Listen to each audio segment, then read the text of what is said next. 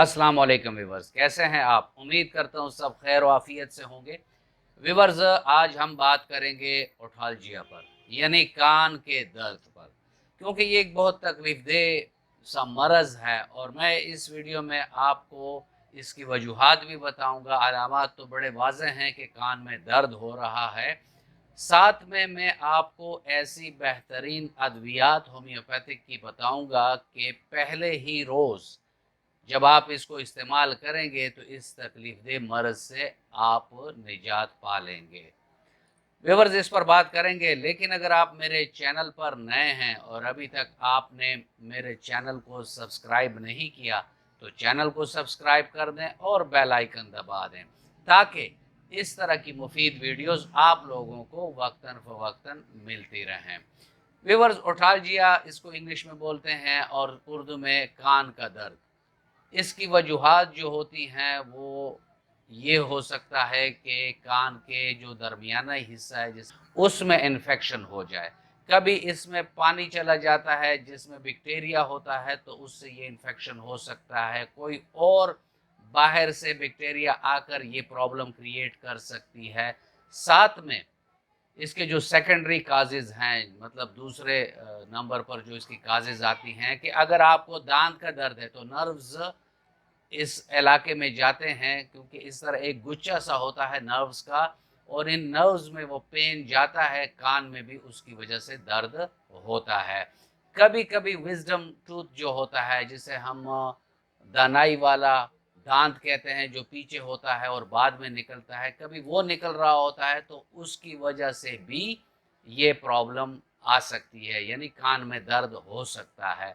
इसके अलावा अगर किसी को टॉन्सिल्स हैं या मम्प्स हैं तो उसकी वजह से भी कान का दर्द हो सकता है। तो इसके अलावा अगर ये बच्चों में हो जाए तो भी ये जो मैं आपको दवाई बताऊंगा उससे उनको फौरी आराम मिलेगा, क्योंकि बच्चों को अक्सर जब ये कान का मसला हो जाता है तो वो बहुत ज़्यादा चिड़चिड़े से हो जाते हैं, बहुत ज़्यादा रोते हैं और बार बार कान को हाथ लगाते हैं। ये उन बच्चों की बात मैं कर रहा हूँ जो बहुत शीरख्वार बच्चे हों, तो उनके लिए भी ये दवाई बेहतरीन है।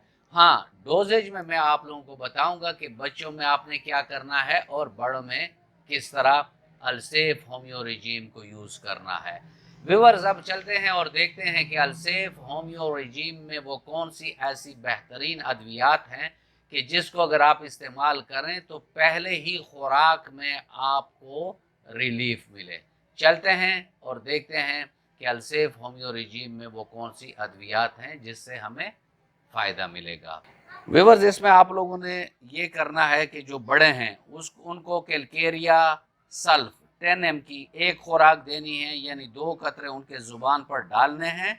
उसके बाद 120 ml की एक बॉटल लेकर उसमें बेलाडोना 30, कैमोमिला 30, वार्बेस्कम 30, पल्सटीला 30 ये डालकर 10 भरपूर झटके देने हैं और इससे 10-10 कतरे सुबह दोपहर शाम 20 ml नीम गर्म पानी में आप लोगों ने लेना है। साथ में म्योलिन ऑयल जो है वो 2-2 कतरे कान में आप लोगों ने डालने हैं। बच्चों के लिए आप लोगों ने ये करना है कि बच्चों को कैलकेरिया सल्फ भी 30 में आप लोगों ने देना है, यानी 10 ml में उनको नहीं देना। यानी यही नुस्खा जो मैंने बड़ों के लिए 120 ml का आपको बताया और कैलकेरिया सल्फ का अलग सा बताया है, तो इसी नुस्खे में आप कैलकेरिया सल्फ 30 भी डाल सकते हैं, जिसकी वजह से बच्चों को आप 1 या 2 कतरे माँ के दूध में 2 से 3 बार देंगे और एक एक कतरा म्योलिन ऑयल उनके कान में डालेंगे तो इंशाल्लाह उनका ये मसला बहुत जल्द रफा हो जाएगा। व्यूअर्स, ये था आज का टॉपिक और मैं उम्मीद करता हूँ कि आपको अच्छा लगा होगा। अगर आपको अच्छा लगा है तो वीडियो को लाइक कर दें और फ्रेंड एंड फैमिली मेम्बर्स के साथ इसको शेयर कर दें। मिलते हैं किसी ऐसी ही अच्छी वीडियो में, तब तक के लिए इजाज़त। अल्लाह हाफिज़।